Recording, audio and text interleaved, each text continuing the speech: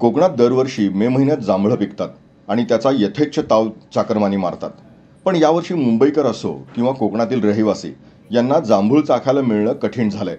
अवकाळी पाऊस, धुकं यामुळे जांभूळ फळावर खूप मोठा परिणाम झालाय.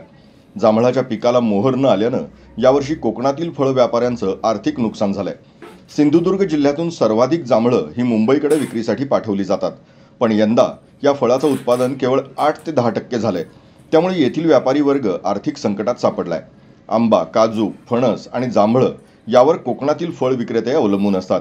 मात्र यंदा जांभूळ पिकानं दगा दिल्यानं आधीच संकटात असलेल्या फळ व्यापाऱ्यांवर अजून संकट आलंय. नाही म्हणजे 100%तून 10% पण नाही अशी परिस्थिती आहे. यावेळी वातावरण एकदम बेकार होतं. पावसामुळे थोडं खराब झालं. त्यामुळे झाडावर राहिलंच नाही काय. कुठेतरी किरकोळ असा माल आहे.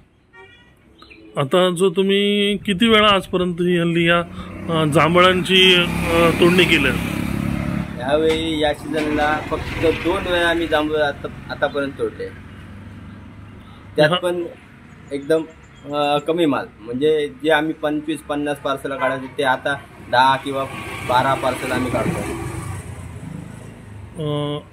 आताचा जो रेट आहे, तुम्ही आता मुंबईला पाठवणं, तो रेट कसा असेल? आता काय किमतीने? त्या किमतीत ते आता ते दलाल लोकल त्या हिशोबाने लावणार, त्या हिशोबाने आपल्याला रेट भेटणार. पण रेट वाढतच नाही कधी.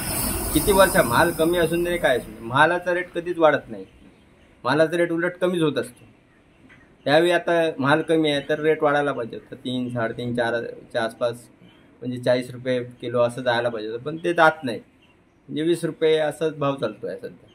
एकंदरीत मोलमजुरी किंवा माणसं कामगार घालून हा व्यवसाय परवडतो का? व्यवसाय माल असेल तेव्हा तो कामगार घालायला, त्यांना फिरवायला पण परवडते.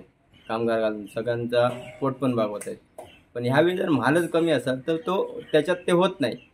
आम्ही ह्यावेळी या सीझनला लॉस होणार.